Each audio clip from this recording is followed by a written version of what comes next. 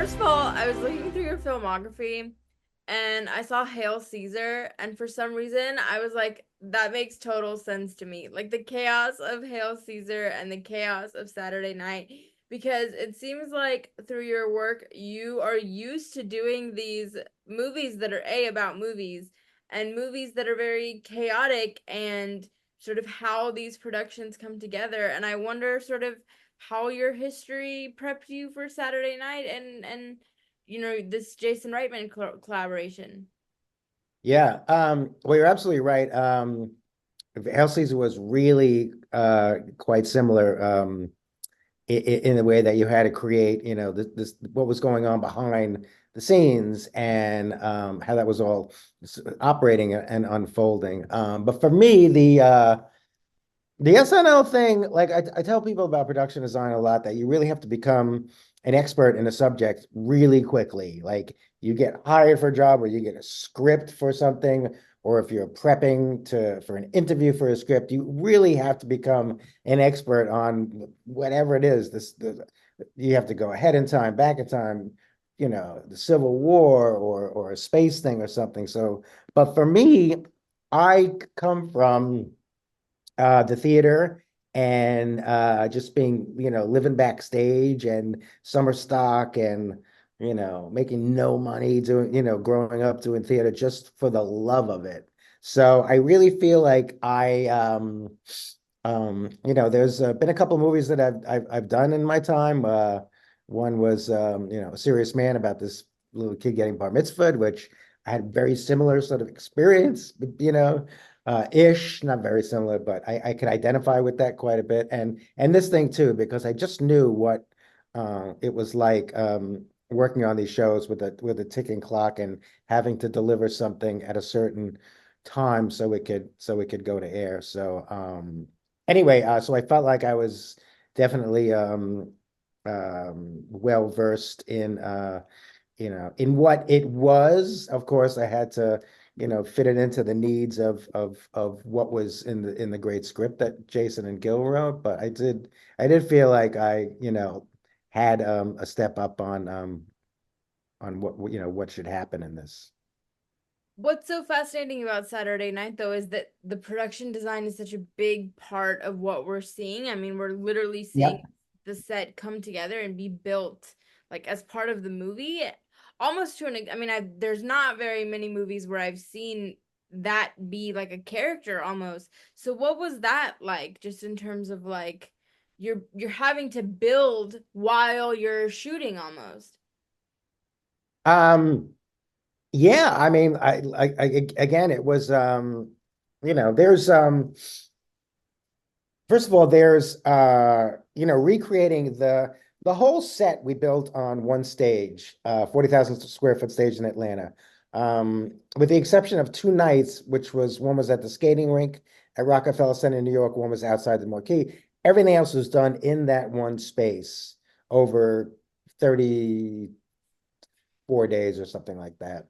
Um, there was a lot of things that went into building that space and sort of like figuring out, but there also wasn't a ton of documentation of what that was. Mm. There was a few things that I read, and Jason had a few things because he had interviewed so many people on that who was there that day, including the art director that was there on the day. So there was some tidbits that I could take, but there wasn't like I could go back and look at something that happened, 50 years ago that was on the internet, because A, they didn't take a lot of photos of it because they didn't think it was going to last.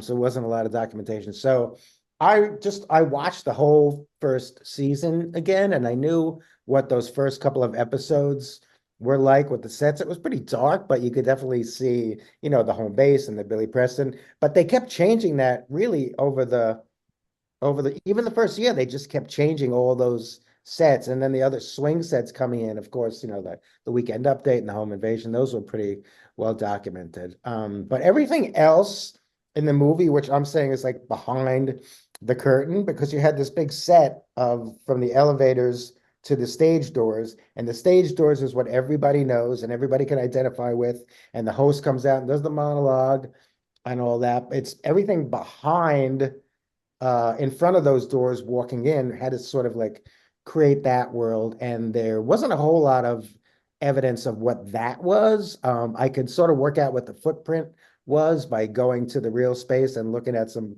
plans of the building. But in order to make the scenes filmable and the flow of the action, really had to create a space that had incredible flow that you could move through, that was visually interesting, that you could create chaos and that told the story of all of that ticking clock and just having to get the show open the curtain at 11:30. I'm sorry, I'm still stuck on all of this being done in Atlanta because I really thought it was all done in New York. So I I, know. I mean, Yeah, it's yeah.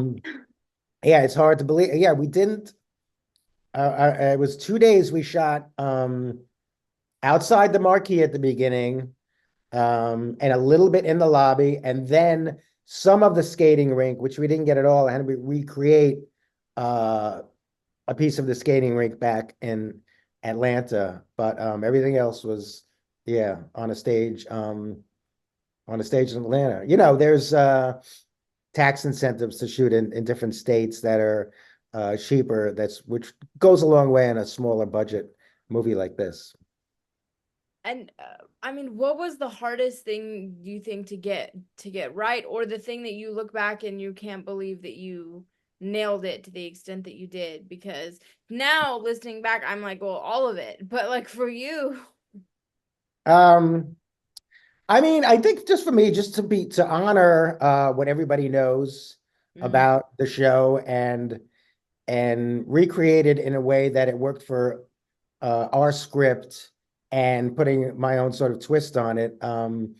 So just really creating that whole thing. I mean, I guess the hardest, if I'm thinking about the hardest thing to do, would be that control room because none of that equipment exists anymore. There's not no working, and we did it all real. There was nothing burned in. There was nothing done in After Effects or CGI or anything. That was all. Every one of those monitors wall was, had a live picture on it. Whether it was a live feed from a period of camera we had on the stage, or it was a commercial running, or whatever the image was on there, it was all real. So that was like a huge thing to be able to put together and make look like 1975. Because I can tell you right now, there's no video monitors working from 1975. There just aren't anywhere in the United States. So we had to like build those, get parts, and put new fronts on them and curved screens. And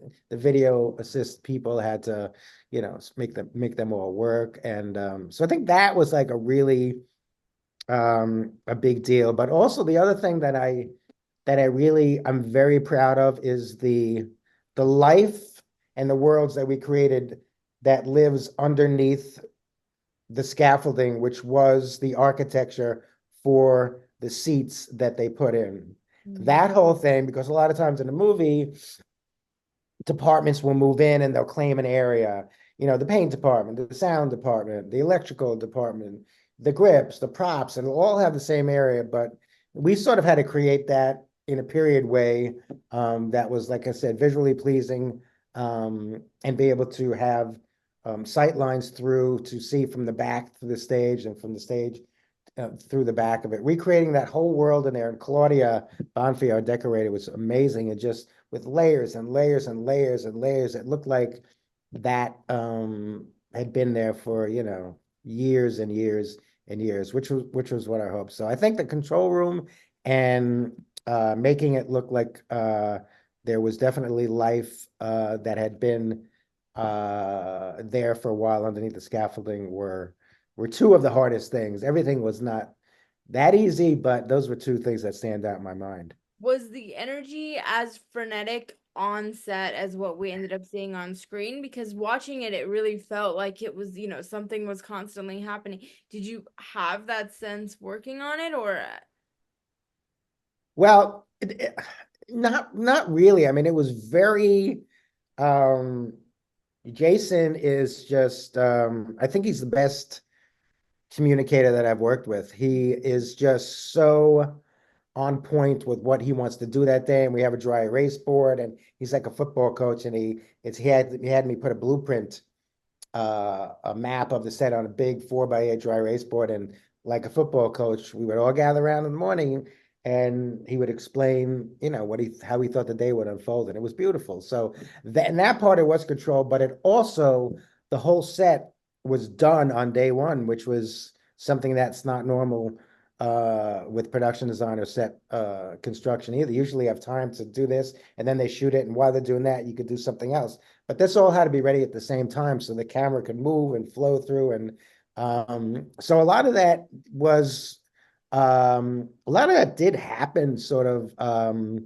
the madness and the craziness, not to the extent um of the scenes that were staged and filmed about, all right, this is going on, let's go over here, a lighting boom's going to fall, you're going to walk by a llama, and all those things were staged and rehearsed. But you are right. It did feel like we were really doing some of that with, like, all right, that's good. All right, let's go over to the Wolverines and shoot that. All right, let's go. So, and it was just a whole crew moving around this one, big environment, which was cool because that was what we were doing also. So it was great.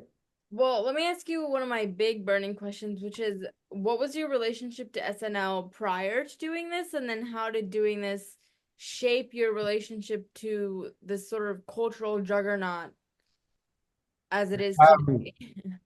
well, interesting. Always a fan of the show.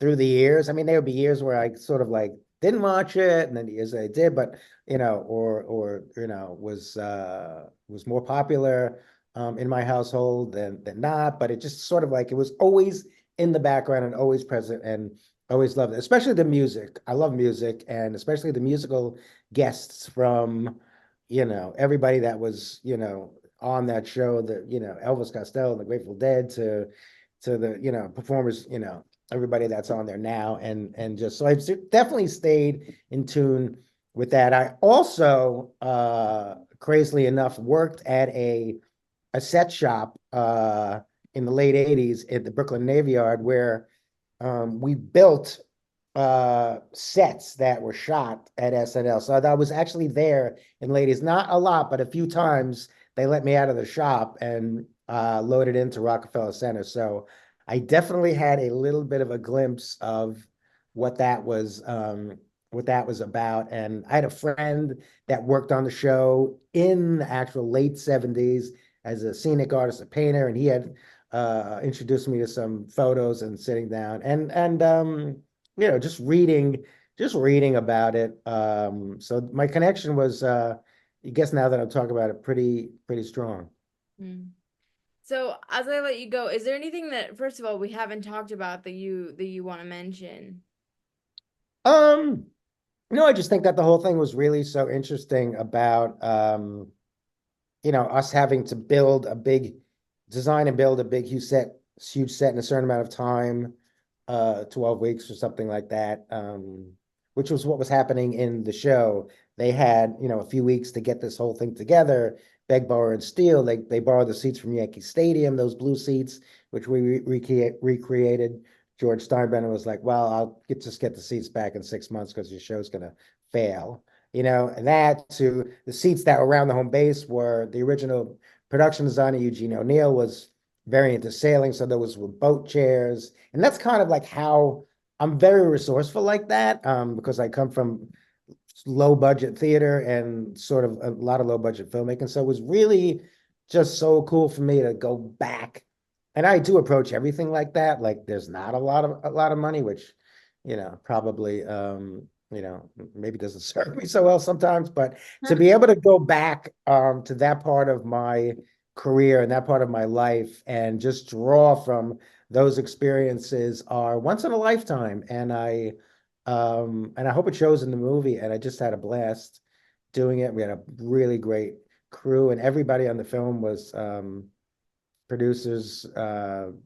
Everybody was just great. So it was really like one of the like it was just like life imitating art. Everybody, with the exception of nobody wanted it to fail, that we were all like in this thing together, and we had to deliver it on a certain date, and we did. And so, as a production designer, to be able to do that was just an incredible experience for me. So, what are those maybe like little detailed things, blink and you miss it, that you were able to get in there that maybe people can pay attention to on rewatch, or just something really cool that you were able to sneak in there? Because you're right about the computers, which again, I think just people watching, sometimes we take things like that for granted, right? Like we're like, of course that's what, but we don't really think about how much time and effort it must take to track all that stuff down. So what are some stuff like that that's Well, I mean, listen, all the lighting in there was period lighting. We had to find and create. There's a few like, you know, we got a shark in there that kind of is like the land shark.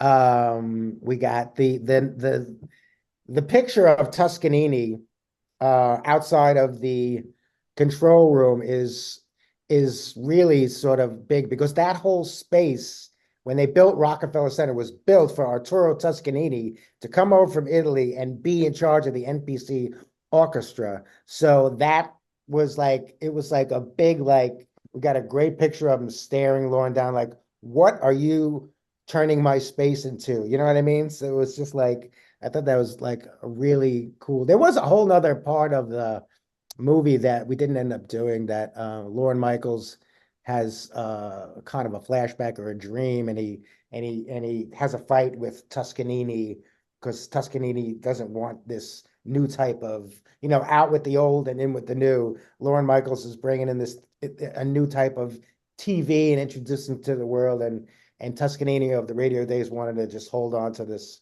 formality of this radio. They didn't want to phase out radio. So that portrait of Toscanini just says a lot about, the history and the making history.